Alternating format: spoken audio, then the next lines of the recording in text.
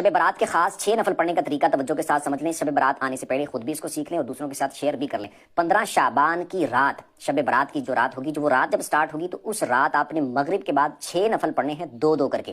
پہلے 2 میں آپ نے نیت کرنی ہے کہ اے اللہ ان 2 نفلوں کی برکت سے مجھے درازی عمر بالخیر عطا فرما. اللہ اکبر کہہ کے نماز سٹارٹ کرنی ہے. سبحانک اللہ پڑھیں پہلی رکعت میں، پھر الحمدللہ، پھر اس کے بعد قل هو اللہ پڑھ لیں 3 بار. رکوع سجدے کر کے 1 رکعت، اس کے بعد دوسری رکعت میں آپ الحمدللہ پڑھیں، اس کے بعد پھر 3 بار قل هو اللہ پڑھ لیں. رکوع سجدے کر کے التحیات پہ بیٹھ جائیں، التحیات پڑھ کے درود پڑھ کے دعا پڑھ کے سلام پھر کے 2 نفل پورے کریں، اور اس کے بعد پھر آپ نے 21 بار قل هو اللہ پڑھنی ہے یا پھر 1 دفعہ سورہ یاسین پڑھ لیں. اس کے بعد پھر آپ نے 2 رکعتوں کے لیے کھڑے ہونا ہے. اس میں آپ نے نیت یہ کرنی ہے کہ اے اللہ ان 2 نفلوں کی برکت سے میری بلاؤں سے حفاظت فرما.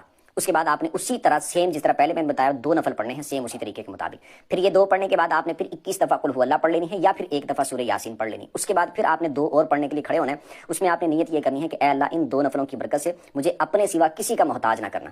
اللہ اکبر کہہ کے 2 نفلوں کو سٹارٹ کرنا ہے. سیم اسی طریقے کے مطابق آپ نے 2 نفل پڑھنے ہیں. یہ مکمل کرنے کے بعد پھر آپ نے التحیات پہ بیٹھ جانا ہے.